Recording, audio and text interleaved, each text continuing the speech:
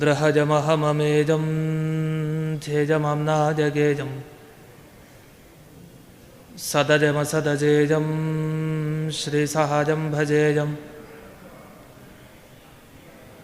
ಅಭ್ರಮಂ ಭಂಗರಹಿತಂ ಅಜಡಂ ವಿಮಲಂ ಸದಾ ಆನಂದತೀರ್ಥಮತುಲಂ ಭಜೆ ತಾಪತ್ರಯಾಪಹಂ ಭವತಿ ಯದನುಭಾವಾತ್ತೇಡಮೋ ಕೋಪಿ ವಾಗ್ಮಿ ಜಡಮತಿರಪಿ ಜಂತುರ್ಜಾಯತೆ ಪ್ರಾಜ್ಞಮೌಲಿಃ ಸಕಲವಚನಚೇತೋ ದೇವತಾ ಭಾರತೀ ಸಾ ಮಮ ವಚಸಿ ನಿಧತ್ತಾಂ ಸನ್ನಿಧಿಂ ಮಾನಸೇ ಚ ಮಿಥ್ಯಾ ಸಿದ್ಧಾಂತದುಧ್ವಾಂತ ವಿಧ್ವಂಸನ ವಿಚಕ್ಷಣಃ ಜಯತೀರ್ಥಖ್ಯತರನಿರ್ಭಾಸತಾಂ ನೋ ಹೃದಂಬರೆ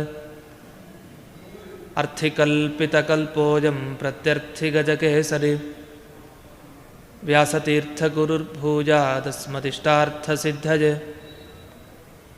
ಪೂಜ್ಯಾಯ ರಾಘವೇಂದ್ರಾಯ ಸತ್ಯಧರ್ಮರತಾಯ ಚ ಭಜತಾಂ ಕಲ್ಪವೃಕ್ಷಾಯ ನಮತಾಂ ಕಾಮಧೇನವೇ ತಪಸ್ವಾಧ್ಯಾಯ ಶುಶ್ರೂಷಾ ಕೃಷ್ಣಪೂಜಾರತಂ ಮುನಿಂ ವಿಶ್ವೇಶಮಿಷ್ಟದಂ ವಂದೇ ಪರಿಮ್ರಾಟ್ ಚಕ್ರವರ್ತಿನಂ ಶ್ರೀಗುರುಭ್ಯೋ ನಮಃ ಹರಿ ಓಂ. ಶನಿಗ್ರಹದ ಬಗ್ಗೆ ಇನ್ನೂ ನಾವು ಏನು ತಿಳ್ಕೊಳ್ಬೇಕಾಗಿದೆ, ಶನಿಯ ಅನುಗ್ರಹ ಆಗಲಿಕ್ಕೆ ಇನ್ನೂ ಏನೇನು ಉಪಾಯಗಳಿವೆ ಅನ್ನೋದನ್ನು ಈ ಪುರಾಣದಲ್ಲಿ ಬೇರೆ ಕಡೆ ಏನು ಹೇಳ್ತಾರೆ ಅನ್ನೋದನ್ನು ಗಮನಿಸ್ತಾ ಹೋಗೋಣ. ಮೊದಲಿಗೆ ಶನಿಪೀಡಾ ಪರಿಹಾರಕ್ಕೆ ಸುಲಭ ಉಪಾಯ ಏನು ಅಂದಾಗ ಒಂದು 19 ಉಪಾಯ ಇದೆ. ಅದಕ್ಕೆ 19 ಉಪಾಯ. ಯಾವುದು ನಮಗೆ ಸಾಧ್ಯನೋ ಅದು ಮಾಡಿದರೂ ಆಯಿತು. ಆದರೆ ಯಾವಾಗಲೂ ಒಮ್ಮೆ ಮಾಡಿದರೆ ಆಗಲ್ಲ, ಮತ್ತೆ ಮತ್ತೆ ಈ ಪರಿಹಾರಗಳನ್ನು ಮಾಡಬೇಕು. ಅದು ಶನಿವಾರ ದಿವಸ ಅಂತೂ ವಿಶೇಷ. ಹಾಗಾದರೆ ಏನು ಪರಿಹಾರ ಹೇಳ್ತಾರೆ ಇವರು ಅಂದರೆ, ಮೊದಲನೇ ಪರಿಹಾರ, ಮನೆಯಲ್ಲಿ ಪ್ಲಾಸ್ಟಿಕ್ ವಸ್ತುಗಳನ್ನ ಬಳಸಬಾರ್ದಂತೆ ಜಾಸ್ತಿ. ಒಳ್ಳೆ ಕತೆ. ಇರೋದೆಲ್ಲ ಪ್ಲಾಸ್ಟಿಕ್ ಈ ಕಾಲದಲ್ಲಿ. ಇದನ್ನು ಬಳಸದೆ ಹೇಗೆ ಅಂದರೆ, ಹೆಚ್ಚು ಈ ಕಬ್ಬಿಣದ ವಸ್ತುಗಳನ್ನು ಉಪಯೋಗಿಸ್ಬೇಕಂತೆ. ಶನಿ ಪೀಡೆ ಜಾಸ್ತಿ ಇತ್ತು ಅಂದರೆ ನಾವೆಲ್ಲ ಕಬ್ಬಿಣದಲ್ಲಿ ಈ ಎಳ್ಳೆಣ್ಣೆ ಹಾಕಿ ದೀಪವನ್ನು ಹಚ್ಚೋದಿದೆ, ಯಾರಿಗೆ ಶನಿಗ್ರಹದ ಪ್ರೀತ್ಯರ್ಥವಾಗಿ. ನಿಜ, ಅದು ತುಂಬ ಒಳ್ಳೆಯದು. ಅದು ಹಿಂದಿನ ಸಂಚಿಕೆಯಲ್ಲಿ ನೋಡಿದ್ವಿ. ಎಳ್ಳೆಣ್ಣೆಯಿಂದನೇ ಯಾಕೆ ಶನಿಗ್ರಹಕ್ಕೆ ಹಚ್ಚಬೇಕು? ಯಾಕೆಂದರೆ ಶನಿದೇವರಿಗೂ ಎಳ್ಳೆಣ್ಣೆಯಿಂದ ಉಪಯೋಗ ಆಗಿತ್ತು. ಮೈಯೆಲ್ಲ ಪೂರ್ತಿ ರಕ್ತ ಆಗಿಬಿಟ್ಟಿತ್ತು ಅಂತ ಕೇಳಿದ್ವಿ ಹಿಂದಿನ ಸಂಚಿಕೆಯಲ್ಲಿ. ಯಾಕೆ? ಏನಿಲ್ಲ, ಹನುಮಂತನ ಹತ್ರ ತುಂಟಾಟ ತೋರಿಸಲಿಕ್ಕೆ ಹೋಗಿದ್ರು ಶನಿದೇವ. ಹನುಮಂತನೇ ತುಂಟಾಟ ಮಾಡೋದು ಜಾಸ್ತಿ, ಕೋತಿ ಸ್ವಭಾವ. ಅದರಲ್ಲಿ ನಾವು ಹೋಗಿ ಕೋತಿ ಹತ್ರ ನಾವು ಏನಾರು ಮಾಡಿದರೆ ಏನರ್ಥ? ಕೋತಿ ಥರ ಆಡಿದರೆ ಚೆನ್ನಾಗಿ ಬಂದು ಪರ್ಚ್ ಹೋಗುತ್ತೆ. ಆಗ ಹನುಮಂತ ದೇವರು ಧ್ಯಾನ ಮಾಡ್ತಾ ಕೂತಿದ್ರು. ಧ್ಯಾನ ಮಾಡೋ ಹನುಮಂತ ದೇವರಿಗೆ ತೊಂದರೆ ಕೊಡಲಿಕ್ಕೆ ಅಂತ ಶನಿದೇವರು ಹೋಗಿ ಸಿಗಾಕೊಂಡ್ರು. ಸಿಗಾಕೊಂಡು ಕೂಡಲೇ ಬಾಲ ಸುತ್ತ ಹಾಕಿ ಒಂದು ಕಲ್ಲು ಬಂಡೆ ಮೇಲೆ ಎಸೆದು ರಕ್ತ ಎಲ್ಲ ಬಂತು. ಕೊನೆಗೆ ದಯವಿಟ್ಟು ನನ್ನನ್ನು ಬಿಟ್ಬಿಡಪ್ಪ ಹನುಮಂತ ಅಂತ ಶನಿದೇವರು ಕೇಳ್ಕೊಳ್ಳೋ ಪರಿಸ್ಥಿತಿಗೆ ಬಂತು. ಹನುಮಂತ ದೇವರು, ಆಯಿತು ನಿನಗೆ ಪರಿಹಾರ ಮಾಡ್ತೀನಿ, ಯೋಚಿಸಬೇಡ. ಆದರೆ ನಂತರ ಯಾರಾದರೂ ರಾಮನ ಧ್ಯಾನ ಮಾಡ್ತಾ ಇದ್ರೆ ಅಥವಾ ನನ್ನ ಭಕ್ತರು ಯಾರಿದ್ರೆ ಅವ್ರ ಕಡೆ ತಲೆ ಹಾಕಬಾರ್ದಂತೆ. ಖಂಡಿತ ಹಾಕಲ್ಲ ಅಂತ.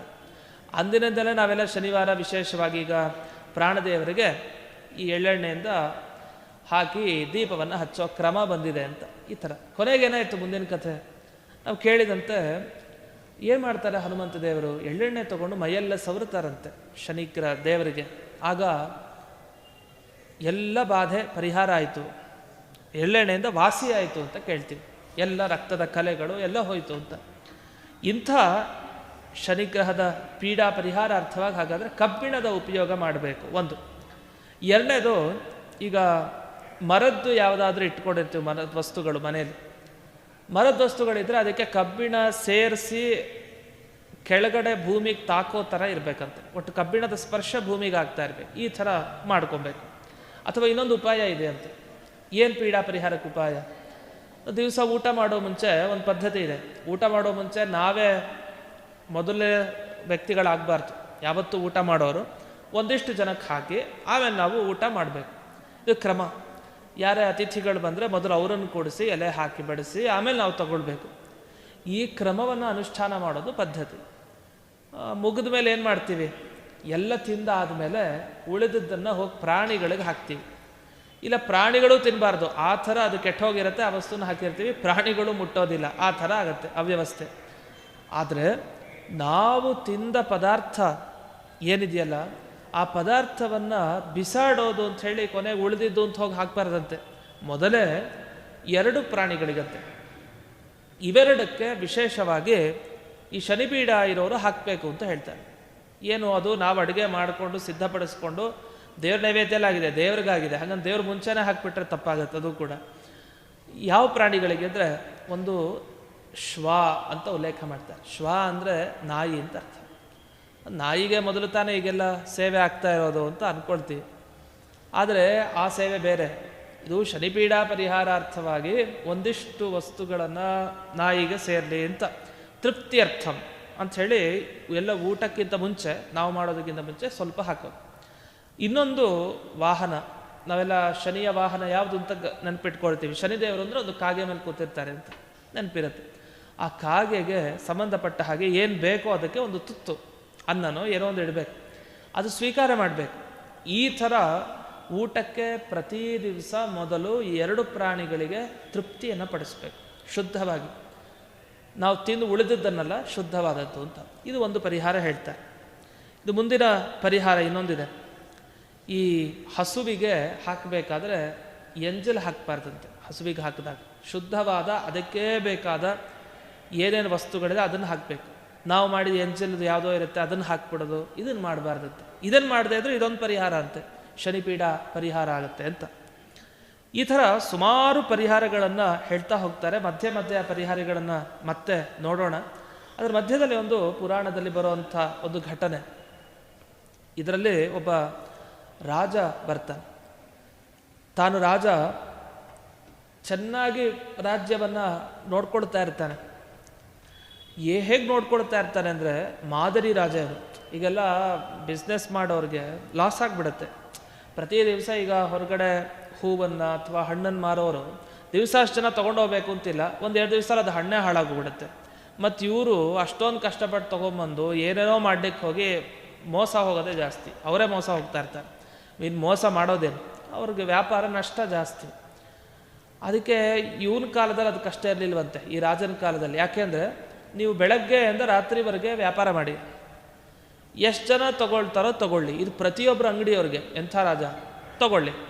ಏನಾದ್ರು ಮಿಕ್ಕತ್ತಲ್ಲ, ಮಿಕ್ಕಿದ್ದು ಹಾಳಾಗೋದು ಬೇಡ, ಎಲ್ಲ ಏನು ಮಾಡಿ ಅಂದರೆ ನಮ್ಮ ಕೋಶಾಗಾರ ಕೊಟ್ಬಿಡಿ, ಮಾರ್ಬಿಡಿ, ಅದಕ್ಕೆ ಎಷ್ಟು ದುಡ್ಡು ಬೇಕೋ ಅಷ್ಟು ದುಡ್ಡು ವಾಪಸ್ ಕೊಡ್ತೀನಿ ಅಂತ.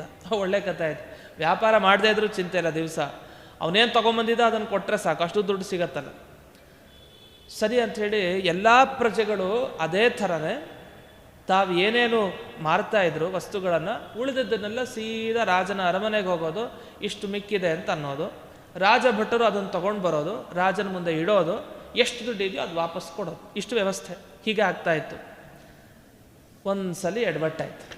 ಏನಾಯಿತು, ಒಬ್ಬ ಬರ್ದ, ಅವನು ಮಾರಬೇಕಾಗಿದ್ದನ್ನೆಲ್ಲ ಮಾರ್ದ, ಉಳಿದಿದ್ದು ಒಂದಿತ್ತು. ಏನು ಉಳ್ಕೊಳ್ತಾವನಲ್ಲಿ ಅಂದರೆ, ಒಂದು ಕಬ್ಬಿಣದ ಶನಿಯ ಪ್ರತಿಮೆ ಉಳಿದಿತ್ತು. ಏನು ಮಾಡ್ದ, ಏನಿಲ್ಲ, ಇದು ಯಾರೂ ತೊಗೊಂಡು ಹೋಗ್ತಾ ಇಲ್ಲ. ಸುತ್ತಲೂ ಮುತ್ತಲು ಆ ಕಡೆ ಎಲ್ಲ ಜನರನ್ನು ಕೇಳ್ದ, ನೀವು ತೊಗೊಳ್ತೀರಾ, ನೀವು ತೊಗೊಳ್ತೀರಾ, ಅಯ್ಯೋಯ್ಯೋ ಬೇಡ. ಈಗ ಎಳ್ಳಿಂದಾನ ತೊಗೊಳ್ಲಿಕ್ಕೆ ಭಯ ಪಡೋ ಥರ ಇದು ಬೇಡವೇ ಬೇಡ, ನಮಗೆ ಯಾಕೆ ಬೇಕು ಶನಿ ಪ್ರತಿಮೆ, ಬೇಡವೇ ಬೇಡ. ಅವನ ದೃಷ್ಟಿ ಬಿದ್ದರೆ ಕಷ್ಟ, ಬೇಡ ಅಂಥೇಳಿ ಯಾರೂ ತೊಗೊಳ್ತಾ ಇಲ್ಲ. ಅವನು ನೋಡ್ದ ಏನು ಮಾಡೋದು, ಅಷ್ಟೊತ್ತಿಗೆ ರಾಜ ಭಟರು ಬರ್ತಾರೆ. ನೋಡಿ, ಎಲ್ಲ ಅಂಗಡಿಗಳು ಖಾಲಿ ಆಯಿತು, ಇನ್ಯಾರು ಮಿಕ್ಕಿದಾರ ನೋಡಿ, ವಸ್ತು ತೊಗೊಳ್ತೀವಿ, ವಾಪಸ್ ನಿಮ್ಗೆ ಎಷ್ಟು ದುಡ್ಡು ಬೇಕೋ ಅಷ್ಟು ಕೊಡ್ತೀವಿ. ಸರಿ ಬಂದ ಇವನು, ನೋಡಿ ಈ ಥರ ನನ್ನ ಹತ್ರ ಮೂರ್ತಿ ಇದೆ, ತೊಗೊಳ್ತೀರಾ ಅಂತ. ಸಂತೋಷದಿಂದ ತೊಗೊಂಡು ರಾಜಭಟ್ರು, ಅಯ್ಯೋ ಏನಂತೆ, ನಮ್ಮ ರಾಜ ಎಲ್ಲ ತೊಗೊಳ್ತಾನೆ, ಅವ್ನಿಗೆಲ್ಲ ಆಗುತ್ತೆ. ಹೇಗೆಂದರೆ ಬೆಂಕಿ ಒಳಗಡೆ ಎಲ್ಲ ಹಾಕಿದಷ್ಟು ಬೆಂಕಿಗೇನು ಆಹುತಿ ತೊಗೊಳ್ತಾನೆ ಇರುತ್ತೆ, ಹಾಗೆ ರಾಜನೂ ತೊಗೊಳ್ತಾನೆ ಅಂತ. ಕೊನೆಗೆ ರಾಜ ತೊಗೊಂಡಂತೆ ಮನೆಗೆ ಸೀದಾ ಬಂದು ಇಟ್ಟರು ಆ ಶನಿ ಪ್ರತಿಮೆಯನ್ನು. ಇಟ್ಟು ಕೂಡಲೇ ರಾಜನಿಗೆ ಸಂತೋಷ ಆಯ್ತು. ಅವ್ರಿಗೆ ಎಷ್ಟು ಕೊಡಬೇಕು ಅಷ್ಟು ದುಡ್ಡು ಕೊಟ್ಟಾಯ್ತಾ, ಬೇಕಾದ್ರೆ ಒಂದು ಸ್ವಲ್ಪ ಹೆಚ್ಚಿಗೆನ ಕೊಡು, ಯಾಕೆ ಶನಿ ಪ್ರತಿಮೆ ತಾನೆ ಬಂದಿರೋದು ಮನೆಗೆ ಅಂತ. ಸರಿ, ಸಂತೋಷದಿಂದ ಅವನು ದೇವ್ರ ಮನೆ ಒಳಗಡೆ ಇಟ್ಕೊಳ್ತಾನಂತೆ. ಶನಿ ಪ್ರತಿಮೆ ಬಂದಿದೆ ವಿಶೇಷ ಅಂತ ಇಟ್ಕೊಂಡು ಕೂಡಲೇ ಏನು ಎಡವಟ್ಟಾಯ್ತಂದರೆ, ಇವಾಗ ಈ ಕಾಗೆ ದೃಷ್ಟಿ ಹೇಗೆ ಸರಿ ಇರಲ್ವಲ್ಲ, ಹಾಗೆ ಶನಿ ದೃಷ್ಟಿನೂ ಸರಿ ಇಲ್ಲ ಅಂತ. ಅದು ಯಾವತ್ತೂ ಶನಿದೇವರು ನೇರ ನೋಡಲ್ವಂತೆ. ನೇರ ನೋಡಿದ್ರೆ ಮುಗಿದೋಯ್ತು ಅವನ ಜೀವನ. ಕೆಳಮುಖ ನೋಡ್ಕೊಂಡು ಸ್ವಲ್ಪ ಹಿಂಗಿಂಗೆ ಆಚೆ ಈಚೆ ನೋಡೋದಂತೆ. ಅಷ್ಟು ನೋಡೋದಕ್ಕೆ ತಡಿಲಿಕ್ಕಾಗಲ್ಲ. ಅಂಥದ್ರಲ್ಲಿ ಈ ಪ್ರತಿಮೆ ಬೇರೆ, ನೇರ ದೃಷ್ಟಿ ಬೇರೆ. ಇವನು ನೇರ ದೃಷ್ಟಿ ಶನಿ ಮೇಲೆ ಹಾಕ್ತಾ, ಶನಿ ನೇರ ದೃಷ್ಟಿ ಇವನ ಮೇಲೆ ಬಿತ್ತು. ಬಿದ್ದು ಕೂಡಲೇ ಏನಾಯಿತು? ಏನಿಲ್ಲ, ಅರಮನೆಯಲ್ಲಿ ಒಂದು ಘಟನೆ ನಡೀತು. ಅವತ್ತು ರಾತ್ರಿ, ಯಾವತ್ತು ಶನಿ ಆರಾಧನೆ ಮಾಡಲಿಕ್ಕೆ ಇವನು ಹೋದ ಅವತ್ತು ರಾತ್ರಿ,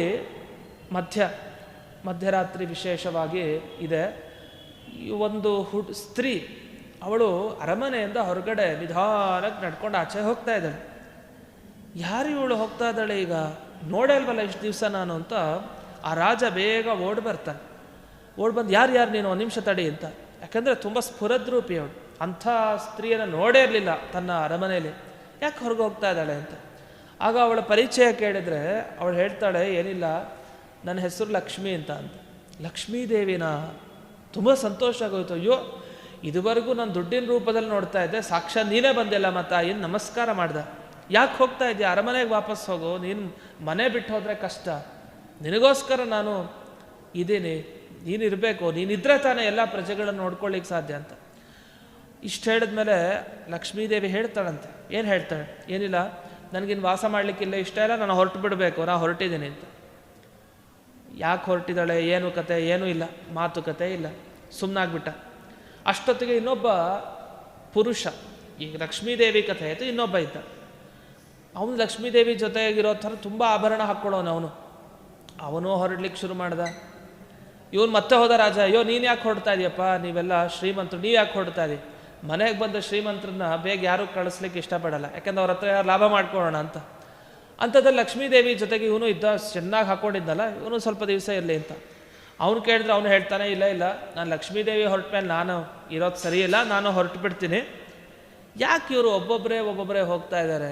ಆಮೇಲೆ ನೋಡ್ತಾನೆ, ಮಾರನೇ ದಿವಸ ಇನ್ನೊಬ್ಬರು ಹೊರಟಿಕ್ಕೆ ಶುರು. ಧರ್ಮದೇವತೆ ಹೊರಟಿಕ್ಕಾಯಿತು, ದಯೆ ಕಾರುಣ್ಯ ಹೋಯಿತು, ಧೈರ್ಯದ ದೇವತೆ ಹೊರಟು, ಕ್ಷಮೆಯ ದೇವತೆನೂ ಹೊರಟು.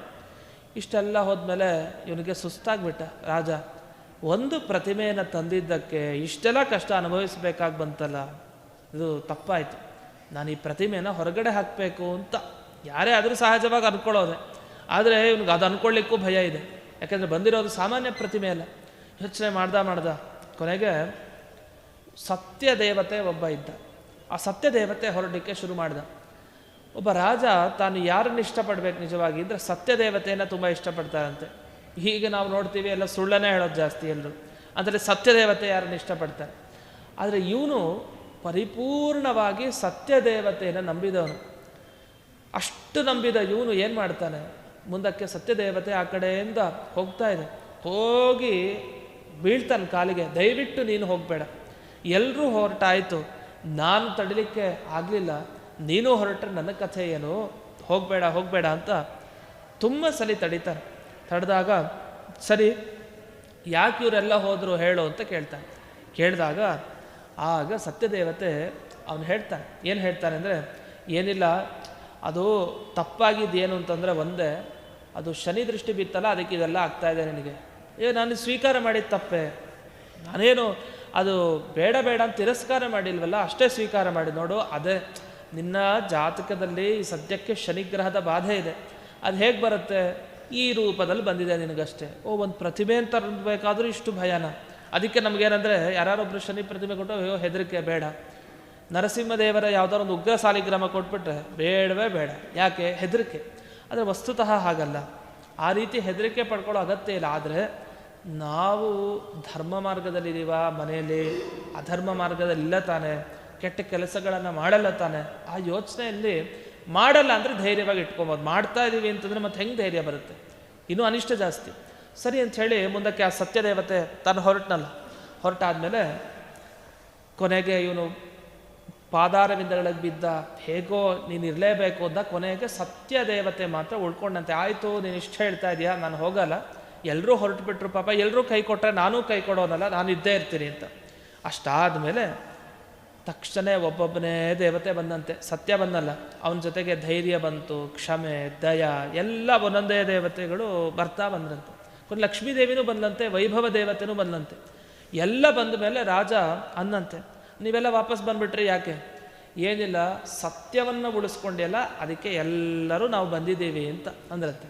ಅಂದರೆ ಒಬ್ಬ ರಾಜನಾಗಿ ಹೇಗೆ ಈ ಪ್ರಜೆಗಳನ್ನು ಕಾಪಾಡಬೇಕು ಅಂದರೆ ಸತ್ಯ ಅಂತೆ, ಪ್ರಾಮಾಣಿಕವಾಗಿರ್ಬೇಕಂತೆ. ಪ್ರಾಮಾಣಿಕನಾದವನು ಏನೂ ಎಡ್ವಟ್ಟಾಗಲ್ಲ, ಅದರಿಂದ ರಾಜನಿಗೇನು ಆಗಲಿಲ್ಲ. ಅಂದರೆ ಶನಿ ಪ್ರತಿಮೆಯೂ ವಾಪಸ್ಸಲ್ಲಿದ್ದರೂ ಏನೂ ತೊಂದರೆ ಆಗಲಿಲ್ಲ ಅಂತ. ಹೀಗೆ ಒಂದು ಘಟನೆಯನ್ನು ಹೇಳ್ತಾರೆ. ಹಾಗಾದೇನೆಂದರೆ, ಈ ಶನಿಗ್ರಹ ಇದ್ದಾಗ ಲಕ್ಷ್ಮೀದೇವಿ ಜೊತೆಗಿರೋದು ಅನ್ನೋದು ತುಂಬ ಅಪರೂಪ ಅಂತೆ. ಹಾಗಿರ್ಲಿಕ್ಕೆ ಸಾಧ್ಯ ಇಲ್ಲ. ಅಂದರೆ ಲಕ್ಷ್ಮೀದೇವಿ ಇದ್ದಾಳೆ ಅಂದರೆ ಶನಿಗ್ರಹ ಪೀಡೆ ಇಲ್ಲ ಅಂತ ಅರ್ಥ. ಶನಿಗ್ರಹ ಪೀಡೆ ಇದೆ ಅಂದರೆ ಲಕ್ಷ್ಮೀದೇವಿಯಲ್ಲಿ ಇರಲ್ಲ ಅಂತ ಅರ್ಥ. ಆದರೆ ಇಲ್ಲಿ ಹಾಗಾಗಲಿಲ್ಲ. ಇಬ್ಬರು ಜೊತೆಗಿದ್ದಾರೆ ಅಂದರೆ ಸತ್ಯ, ಪ್ರಾಮಾಣಿಕ ದಾರಿಯಲ್ಲಿದ್ದಾನೆ ರಾಜ. ಹಾಗಾದರೆ ಶನಿ ಪೀಡೆ ಇರಲಿ, ಯಾವುದೇ ಗ್ರಹದ ಪೀಡೆ ಇರಲಿ, ನಮ್ಮ ಪ್ರಾಮಾಣಿಕ ಜೀವನ ಏನಿದೆ ಅದರಿಂದ ಬಚಾವಾಗಬಹುದು ಅಂತ ಇದು ಈ ಪುರಾಣದಲ್ಲಿ ಬಂದ ಒಂದು ಸಣ್ಣ ಘಟನೆ. ಇಷ್ಟಾಗಿ ಇನ್ನೊಂದು ಪರಿಹಾರ ಏನಿದೆ, ಒಂದು 4-5 ಪರಿಹಾರ, ಅದೇನು ಅಂತ ನೋಡ್ತಾ ಹೋಗೋಣ. ಇನ್ನೊಂದು, ಈ ಶನಿವಾರದ ದಿವಸ ಈ ಶನಿಗ್ರಹ ಪೀಡೆ ಇರೋರು ವಿಶೇಷವಾಗಿ ಏನು ಮಾಡಬಹುದು ಅಂದರೆ, ಈ ಪಾರಿವಾಳಗಳಿರುತ್ತಲ್ಲ, ಈ ಸಾಮಾನ್ಯ ಪಾರಿವಾಳಗಳು ಅಲ್ಲಿ ಇಲ್ಲಿ ನೋಡ್ತಾ ಇರ್ತೀವಿ. ಮನೆಯಲ್ಲಿ ಪಾರಿವಾಳವನ್ನು ಸಾಕಬಾರ್ದು, ಅದು ತಪ್ಪು. ಆದರೆ ಪಾರಿವಾಳಗಳನ್ನು ಕಂಡ್ರೆ ಅದಕ್ಕೆ ಕಾಳಿರುತ್ತಲ್ಲ, ಹಾಕ್ತಾ ಇರ್ತಾರಲ್ಲ, ಅದನ್ನು ಹಾಕಿ ಬರಬೇಕಂತ. ಯಾಕೆ ಹಾಕಿ ಬರಬೇಕು? ಅದೇನಾಯಿತು, ಶನಿಪೀಡೆ ಇದ್ದಾಗ ಕೆಲಸಲಿ ಮನೇಲಿ ತುಂಬ ರಂಪಾಟ, ಜಗಳ ಜಾಸ್ತಿ ಆಗ್ತಾ ಇರುತ್ತೆ. ತುಂಬ ಜಗಳ ಅಂದರೆ ತುಂಬ. ಯಾಕೆ ಹೀಗಾಗ್ತಾ ಇದೆ? ಹಿಂಸೆ ಯಾವಾಗಲೂ ಅಂತಾರೆ. ಆ ಹಿಂಸೆ ಪರಿಹಾರ ಆಗಬೇಕು, ಶನಿಗ್ರಹದ ಬಾಧೆ ತಟ್ಟಬಾರ್ದು ಅಂತಂದರೆ ಆಗ ಪಾರಿವಾಳಗಳಿಗೆ ಹಾಕ್ತಾ ಇರಬೇಕಂತೆ ಅನುಸಂಧಾನದಿಂದ. ಪಾರಿವಾಳಗಳಿಗೆ ಹಾಕಬೇಕಾದ್ರೆ ಏನಾಗುತ್ತೆ, ಪಾರಿವಾಳಗಳು ಒಂದೇ ಬರಲ್ಲ, 2 ಬರಲ್ಲ, 3 ಬರಲ್ಲ, ಎಷ್ಟೆಷ್ಟು 50, 100 ಸಿಕ್ಕಾಬಟ್ಟೆ ಪಾರಿವಾಳಗಳು ಒಟ್ಟಿಗೆ ಬರುತ್ತೆ. ಒಟ್ಟಿಗೆ ಬಂದು ಒಟ್ಟಿಗೆ ತಗೊಂಡು ವಾಪಸ್ ಹಾರುತ್ತೆ. ಅಂದರೆ ಫ್ಯಾಮಿಲಿ ಚೆನ್ನಾಗಿರುತ್ತೆ ಅಂತ ಅಭಿಪ್ರಾಯ. ಜಗಳ ಇರುತ್ತಲ್ಲ, ಈಗ ಪಾರಿವಾಳಗಳ ಫ್ಯಾಮಿಲಿ ತಾನೆ ಕುಟುಂಬ. ಆ ಕುಟುಂಬವನ್ನು ಒಂದೇ ಕಡೆ ಮಾಡಿದಷ್ಟು ಪುಣ್ಯ ಬಂತು. ಆ ಪುಣ್ಯದಿಂದಾಗಿ ಒಂದು ಒಳ್ಳೆಯದಾಗತ್ತೆ ಅನ್ನೋ ಭಾವನೆಯೂ ಕೂಡ ಇದರ ಹಿಂದೆ ಇದೆ. ಈ ಥರ ಈ ಪಾರಿವಾಳಗಳಿಗೆ ಕಾಳು ಅವುಗಳನ್ನು ಹಾಕಿ, ಅವುಗಳ ಆಹಾರವನ್ನು ಹಾಕಿ ಒಂದೇ ಕಡೆ ಮಾಡಿದರೆ ಇದರಿಂದ ಪ್ರಾಣಿಗೆ ಒಂದು ಆಹಾರವನ್ನು ಕೊಟ್ಟಿದ್ದರಿಂದ ಇದರ ಫಲನೂ ಶನಿಗ್ರಹದ ಪೀಡೆ ಪರಿಹಾರ ಆಗುತ್ತೆ ಅಂತ ಇದೊಂದು ವಿಷಯ ಹೇಳ್ತಾರೆ. ಇನ್ನು ಮುಂದೆ ಇನ್ನೊಂದು ಪರಿಹಾರ, ಶನಿವಾರದ ದಿವಸ ಮಾಡಬೇಕಾದ 2 ಕರ್ತವ್ಯ. ಒಂದು ಹನುಮಂತನ ದೇವಸ್ಥಾನ, ಇಲ್ಲ ಶನಿಯ ದೇವಸ್ಥಾನ. 2ಕ್ಕೂ ಹೋದ್ರಂತೂ ಬಹಳ ವಿಶೇಷ. ಅದರಲ್ಲಿ ಈ ಎಳ್ಳೆಣ್ಣೆಯಿಂದ ದೀಪವನ್ನು ಹಚ್ಚಬೇಕು ಅಂತ ಇದೆ ನಿಜ. ಜೊತೆಗೆ ನವಗ್ರಹ ಮಂತ್ರಗಳ ಜಪ ಮಾಡಬೇಕು ಅಂತಿದೆ. ಅದು ಶನಿಗ್ರಹದ ಪೀಡೆ ಇರೋರು ಶನಿವಾರದ ದಿವಸ. ಅದಾದ ಮೇಲೆ ಅದೇನಾದ್ರು ಕೋತಿಗಳಿರುತ್ತಲ್ಲ, ನಾವೇನು ಅನ್ಕೊತೀವಿ, ಅಯ್ಯೋಯ್ಯೋ ಇದು ಬಂದು ಹಾಳು ಮಾಡಿಬಿಡುತ್ತೆ ಕೋತಿಗಳು ಅಂತ ನಾವಿರೋ ಹಣ್ಣು, ಬಾಳೆಹಣ್ಣು ಅದು ಇದು ಎಲ್ಲ ತೊಗೊಂಡಿರ್ತೀವಿ. ದೇವರು ಕೊಟ್ಟು ನಾವು ಅದನ್ನಕ್ಕೇನೋ ಕೊಡ್ದೇನೆ ವಾಪಸ್ ಹೋಗ್ತೀವಿ. ಅದು ತುಂಬ ತಪ್ಪಂತೆ. ವಸ್ತುತಃ ಅಲ್ಲೇ ಪರಿಹಾರ ಆಗಲಿಕ್ಕೆ ಒಂದು ಅವಕಾಶ ಇದೆಯಂತೆ. ಏನು ಮಾಡಬೇಕು ಅಂದರೆ, ಆ ಕಪಿಗಳು ಏನಿದೆ, ಕೋತಿಗಳು, ಅವುಗಳಿಗೆ ನೀವು ಅರ್ಪಣೆ ಮಾಡಿದ ಮೇಲೆ ದೇವರಿಗೆ ಒಂದು 2-3 ಆರು ಇಟ್ಕೊಂಡು ಅದಕ್ಕೆ ತಿನ್ನಿಸಿ, ಅದಕ್ಕೆ ಅಂದರೆ ಕೊಟ್ಟು ಹೋಗ್ಬೇಕಂತ. ತಿನ್ನಿಸ್ಬೇಕು, ನಾವೇ ಬಾಯಿ ಹಾಕಿ ಪೂರ್ಣ ತಿನ್ನಿಸಿ ಹೋಗಬೇಕು ಅಂತಲ್ಲ, ಅದಕ್ಕಿಟ್ಟು ಅದು ತಗೊಳ್ಬೇಕಂತೆ. ಅದು ತಗೊಂಡು ಹೋದರೆ ಅದು ಶನಿವಾರದ ದಿವಸನೇ ಅದು ಒಂದು ಪಾಪ ಪರಿಹಾರಕ್ಕೆ ಕಾರಣ ಆಗುತ್ತೆ. ಇದು ಒಂದು ಫಲವನ್ನು ಹೇಳಿದೆ. ಇದು ಮುಂದಕ್ಕೆ ಅಂದರೆ ಪ್ರಾಣಿ ತೃಪ್ತಿಯಿಂದ ಶನಿಗ್ರಹದ ಪೀಡೆ ಪರಿಹಾರ ಅಂತ ಅಭಿಪ್ರಾಯ. ಮುಂದೆ ಇನ್ನೊಂದು ಕೆಲಸ ಮಾಡಬಹುದಂತೆ, ಒಂದು ಗೋಪೂಜೆ ಮಾಡಬೇಕಂತೆ ಶನಿವಾರದ ದಿವಸ. ಗೋವಿಗೆ ಹುಲ್ಲನ್ನು ಹಾಕೋದು ಅಥವಾ ಗೋವಿಗೆ ಸೇವೆಯನ್ನು ಬರೆಸ್ತಾರೆ. ಇವಾಗ ಎಲ್ಲೋ ಗೋಶಾಲೆಯನ್ನು ನಿರ್ಮಾಣ ಮಾಡಿರ್ತಾರೆ. ಗೋಶಾಲೆಯಲ್ಲಿ 1000 ಗೋವುಗಳಿದೆ, ಕಷ್ಟ ಇದೆ ನಡೆಸಲಿಕ್ಕೆ, ಅಂಥ ಕಡೆ ಕೊಡಬೇಕಂತೆ ವಿಶಿಷ್ಟವಾಗಿ ದಾನವನ್ನು. ಅದು ಕೊಡೋದ್ರಿಂದ ನಿಮಗೆ ಇಲ್ಲಿ ಶನಿಗ್ರಹದ ಬಾಧೆ ಕಡಿಮೆ ಆಗ್ತಾ ಹೋಗುತ್ತೆ. ಹಾಗಾಗಿ ಗೋ ಸೇವೆಯು ಕೂಡ ಮುಖ್ಯ ಅಂತ ಹೇಳ್ತಾರೆ. ಇನ್ನು ಮತ್ತೊಂದು, ಈ ಕಾಗೆ ವಾಹನ, ಕಾಕವಾಹನ ಶನಿ ಅಂತ ಬಹಳ ಪ್ರಸಿದ್ಧ. ಇನ್ನು ಬಂದಾಗ ಏನು ಮಾಡಬೇಕಂದ್ರೆ, ಅದು ಶನಿವಾರದ ದಿನವೇ ಇನ್ನೊಂದು ಪರಿಹಾರವನ್ನು ಹೇಳ್ತಾರೆ.